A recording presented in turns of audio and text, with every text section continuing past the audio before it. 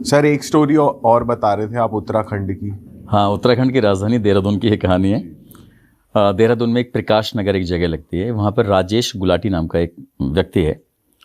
तो वो बहुत ज़्यादा परेशान है। परेशान इसलिए उसको जुड़वा बच्चे हैं, उसकी बीवी अचानक से गायब हो जाती है। अब अपनी बीवी को ढूंढता है, जब नहीं मिलती परेशान होकर वो बीच बीच में उस अपने बीवी के मायके फ़ोन करता है दिल्ली में कि देखो अनुपमा नहीं मिल रही है, मैं जॉब पे जाऊं या फिर दोनों बच्चों का ख्याल रखूं, क्या करूं क्या ना करूं। तो बड़ा मतलब खिसिया कर फ़ोन भी करता था। और ऐसे करते करते 57 दिन बीत जाते हैं। जब 57 दिन बीत जाते हैं तब 57वें दिन उसका जो साला है जिसका नाम एस के चौधरी है, तो एस के चौधरी वहाँ पहुँच जाता है देहरादून में प्रकाश नगर में। और वो जाके कहता है कि जीजा जी बहुत दिन हो गए, जब दीदी वापस लौट के नहीं आ रही तो कम से कम हम लोगों को एक FIR दर्ज करा देनी चाहिए गुमशुदगी की। भाई पता नहीं कहाँ होगी कैसे होगी, पुलिस तो कम से कम ध्यान देगी इस बात पर। तो बोले नहीं नहीं अभी और ढूंढते हैं और कोशिश करते हैं। तो वो सॉफ्टवेयर इंजीनियर होता है पेशे से जो। तो उसने कहा जब ज़्यादा ही साले ने यानी कि एस के चौधरी ने अपने जीजा राजेश गुलाटी पे दबाव बनाना शुरू कर दिया, तो आखिरकार वो कहता है ठीक है मैं तैयार हो जाऊँ, मैं नहा लेता हूँ और उसके बाद चलते हैं। इधर तो उसका जीजा राजेश गुलाटी जाता है बाथरूम नहाने के लिए जाता है और वो बैठा हुआ इंतज़ार कर रहा था और अपने दोनों भांजों के साथ खेल रहा था। इसी बीच में उसके पास एक मैसेज आता है, टेक्स्ट मैसेज। उसने देखा और देख के उसने बड़ा परेशान हो गया। और जैसे उसका जीजा निकल के आता है तुरंत जीजा से कहता है कि जीजा देखो ये दीदी का मैसेज आया है। तो अनुपमा गुलाटी का मैसेज था कि भैया मुझे मत ढूंढना, परेशान बिल्कुल मत होना, अब मैं तुम लोगों की ज़िंदगी में लौटकर कभी वापस नहीं आऊँगी, तुम यहाँ से जाओ। इस तरह की बात थी। अब वो जो लड़का बोला नहीं जीजा जी ये तो बड़ी अजीब बात है कि अभी तक वो गायब थी, एकदम से अचानक से मैसेज आ रहा है, अब तो थाने जरूर चलना है। तो बोले यार क्या करेगा थाने जाके? नहीं नहीं चलना पड़ेगा, अब तो दिखाएंगे, ये मैसेज भी दिखाएंगे, देखो ये फ़ोन भी चल रहा है, सब कुछ है, और आप पुलिस से बात करेंगे। नज़दीकी पुलिस स्टेशन जाते हैं। वहाँ जाने के बाद पुलिस वालों से कहते हैं कि भाई इस तरह से वो जो एस के चौधरी था मेरी बहन गायब है, 57 दिन हो गए, एक मैसेज भेजा है। तो पुलिस वाले जो अक्सर जो गुमशुदगी के मामले होते हैं, जो अचानक से लापता हो जाते हैं, तो उन्हें ज़्यादा सीरियस नहीं लेती है पुलिस। तो पुलिस कहती है ठीक है हम देख लेंगे, परेशान मत हो, थोड़ी तसल्ली दे के उसे भेज देते हैं। और जैसे थोड़ा तसल्ली दे के भेज देते हैं तो वो जो एस के चौधरी था वो भी थोड़ा परेशान हो जाता है, यार कैसी अजीब सी पुलिस है, कोई सुनने को तैयार नहीं हो रहा है। उसका हस्बैंड भी ऐसे बोला कि कोई बात नहीं चलो घर चलते हैं। इधर तो ये साले और बहनोई दोनों घर पहुँचते हैं और पीछे से करीब 10 मिनट के बाद, 20 मिनट के बाद या आधे घंटे बाद 5 पुलिस वाले आते हैं घर में। और जब 5 पुलिस वाले आते हैं तो आके पूछते हैं कि हाँ जी बताइए, आप बताइए क्या बात है। तो बोले जी क्या बताएं, ऐसे बात है, वो अचानक से लापता हो गई, गायब हो गई है। और पहले भी उन दोनों मियाँ बीवी के बीच में झगड़े हुए थे, पहले भी वो गायब हुई थी और गायब होने की वजह से वो 1-2 दिन गायब होती थी और वापस आ जाया करती थी। तो ये बातें वो राजेश गुलाटी अपने ससुराल में बताया करता था। लेकिन यहाँ जब पुलिस वालों ने बातचीत करना शुरू किया, बातचीत करते करते एक पुलिस वाले की नज़र पड़ जाती है उसके घर में रखे हुए डीप फ्रीजर पर। अब डीप फ्रीजर जो होता है वो अक्सर बड़ी दुकानों में होता है, आइसक्रीम के लिए, बहुत सारे सामान को स्टोर करने के लिए। भाई घर के अंदर फ्रीज होता है, डीप फ्रीजर कभी नहीं रखा होता। अब उन्होंने देखा कि भाई ये क्या है साहब, ये किसी का है, तो किसी का है तो क्यों यहाँ पे क्यों रखा हुआ है, क्या मामला है। तो जब सवाल जवाब करने शुरू किए तो सवाल जवाब का वो जवाब सही से नहीं दे पा रहा था।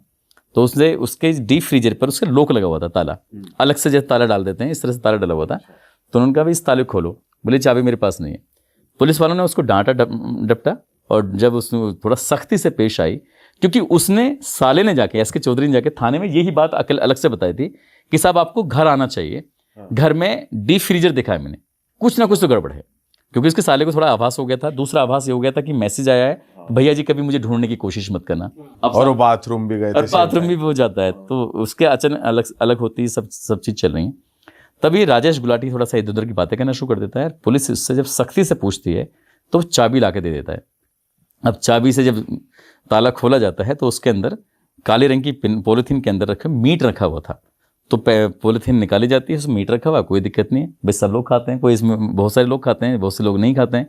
तो उसने देखा कोई दिक्कत नहीं। फिर दूसरा जो पीस उठाया, मतलब पैकेट उठाया, वो पूरा जम चुका है एकदम बर्फ़ से डीप फ्रीजर में, जब उसका इस्तेमाल ही नहीं हो रहा, खुल नहीं रहा है, तो जो पूरा जम चुका है। तो उसके बाद फिर उन्होंने तीसरा जब पैकेट उठाया तो तीसरे पैकेट में हाथ आता है। अब हाथ देखने के बाद जाहिर सी बात है 5 पुलिस वाले और जो उसका साला था वो परेशान हो जाता है, ये कैसे क्या है। तब उसको थोड़ा सा पूछते हैं और पूछने के बाद फिर उसने कहानी सुनाई। कहानी सुनाता है कि ये साल 1999 की बात है। 99 में ये दोनों राजेश गुलाटी और अनुपमा गुलाटी, ये दोनों दिल्ली में रहकर एमसीए की पढ़ाई कर रहे थे। और एमसीए की पढ़ाई करने के दौरान एक दूसरे से इन्हें प्यार हो जाता है, और प्यार भी किसी इस कदर होता है कि दोनों फैसला लेते हैं कि हम दोनों साथ साथ ही शादी करेंगे। शायद घर वालों से उन्हें लग रहा था कि घर वाले तैयार नहीं होंगे, लेकिन उनकी जब ये पढ़ाई कंप्लीट हो जाती है उसके बाद उन्होंने अमेरिका के लिए अप्लाई कर दिया था। यानी कि ये जॉब जो करेंगे सॉफ्टवेयर इंजीनियर के लिए अमेरिका में चले जाते हैं, अमेरिका में रहते हैं, वहाँ जाके अपना सब कुछ ठीक ठाक चल रहा है। वो प्रेग्नेंट हो जाती है और उसको हो जाते हैं बच्चा, यानी कि जुड़वा बच्चे हो जाते हैं, दोनों बेटे। अनुपमा गुलाटी अपनी इस जॉब की छोड़ देती है अपने बच्चों की परवरिश के लिए। तभी दोनों फैसला लेते हैं कि यार ठीक है यार, यहाँ सही नहीं है, वापस इंडिया चलते हैं, वहीं रह के अपना काम देखेंगे और वहीं नौकरी करेंगे। तो ये अपनी पत्नी को लेके सीधा इंडिया जाता है।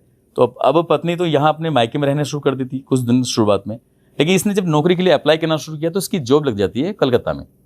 जब कलकत्ता में जॉब लग जाती है तो वो वहाँ रहना शुरू कर देता है। और एक दिन अचानक ही बिना बताए अनुपमा गुलाटी कलकत्ता पहुँच जाती है। जब वहाँ जाके देखती है तो वो किसी एक और लड़की से मोहब्बत कर बैठता है। अब वो उसे प्यार हो जाता है तो उसे गुस्सा आता है इस बात पर कि यार ये तो बड़ा अजीब आदमी है, मतलब मुझसे प्यार कर बैठा और यहाँ के एक नई लड़की से प्यार कर रहा है। तो इनमें हो जाता है झगड़ा। झगड़ा इस कदर बढ़ता है कि वो नज़दीकी पुलिस स्टेशन जाती है, अपने पति पर एफआईआर दर्ज कराती है और एफआईआर दर्ज कराने के बाद मामला कोर्ट पहुँच जाता है। कोर्ट जब मामला पहुँचता है तो ये कोर्ट ही फैसला लेता है कि बच्चों की परवरिश के लिए आप हर महीने 20,000 रुपये देने होंगे। तो जब ये उसे 20,000 रुपये दे रहा है तो उसे थोड़ा लगता है कि यार बड़ी अजीब सी बात है। अपनी बीवी से माफ़ी मांगता है, कहता है कि मुझसे गलती हो गई और तुम इस मुकदमे को वापस ले लो और मैं अब आगे से कोई इस तरह का कोई काम नहीं करूँगा जिससे तुम्हें कोई दिक्कत हो या मेरे बच्चों को कोई परेशानी हो। तब वो उस कलकत्ता को छोड़ के सीधा देहरादून पहुँच जाते हैं।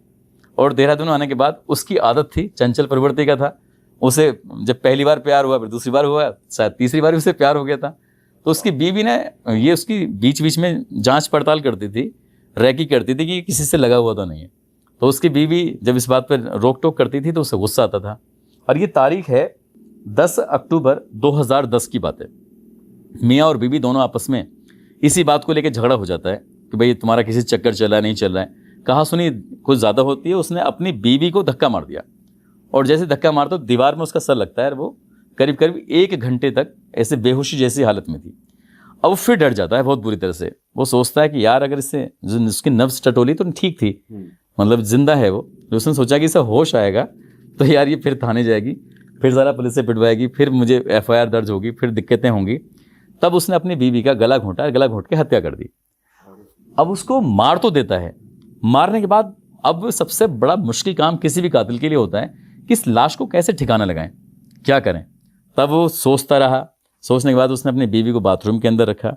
बाथरूम में रखने के बाद तब इसके दिमाग में ख्याल आता है कि बाजार जाता है, एक डीप फ्रीजर लेके आता है। फिर लगता है कि यार इस लाश को कब तक इसमें रखेगा, कभी न कभी तो यहाँ से ख़त्म करना है। तो फिर कटर लेके आता है। कटर लाने के बाद फिर आरी लेके आता है। तो बार बार जो चीज़ जिस चीज़ की इसको रिक्वायरमेंट थी ना, वो सारी चीज़ इकट्ठी कर लेता है। इकट्ठी करने के बाद अपनी बीवी के वो छोटे छोटे टुकड़े कर लेता है। लगभग 72 जो पॉलीथीन थी उनमें पैक कर लेता है, 72 पॉलीथीन में। अब बच्चों को कभी स्कूल छोड़ना गया तब उसने पॉलीथीन इधर उधर फेंक दी जंगल में, क्योंकि वो जमा हुआ होता था, इसमें कोई उसमें दुर्गंध भी नहीं थी, कुछ नहीं था। और जब वो ऑफिस जा रहा है तो उसमें देहरादून मसूरी के जंगलों में उसने फेंकना शुरू कर दिया। इस तरह से लगभग उसने 36-37 टुकड़े जो थे वो तो फेंक चुका था। लेकिन ये सिंपैथी गेन करने के लिए अपने ससुराल में बार बार फ़ोन करता था कि मम्मी जी या भैया या उसके पापा जी देखो वो आ नहीं रही है, मिल नहीं रही है, मैं क्या करूं क्या ना करूं। लेकिन जब घर वालों ने जब पैरवी करने शुरू की, उसका भाई पहुंचता है तो ये सब कहानी निकल के सामने आती है। तो उसमें 35 पीसेस थे उसके, जो 35 पॉलीथीन जो रखी हुई थी उसमें फिर उनको भाई जो अंतिम संस्कार होता है वो किया जाता है। फिर ये मामला अदालत जाता है। अदालत जाने के बाद उसको उम्र कैद की सज़ा सुनाई जाती है। और उम्र कैद होने के बाद ये बात ऐसी है लगभग शायद साल 2019 के आसपास की, वो अदालत से रिक्वेस्ट करता है कि मैं अपने बच्चों को देखना चाहता हूँ और बच्चों से मिलना चाहता हूँ। तो अदालत ने उन्हें शायद ज़मानत नहीं दी थी। आज भी वो जेल में है, सलाखों के पीछे अपनी ज़िंदगी गुजार रहा है। यानी कि जब तक वो ज़िंदा रहेगा, ऐसा बताया जाता है कि तब तक वो सलाखों के पीछे ही रहेगा। बाप रे, तो सर साइको आदमी लग रहा है मुझे थोड़ा साइको था। साइको ही है सर, जब टुकड़े कर दिए इतने। ऐसा है, मैंने क्राइम की बहुत ज़्यादा कहानी, मतलब 1,500 के आसपास कहानी सुना चुका हूँ।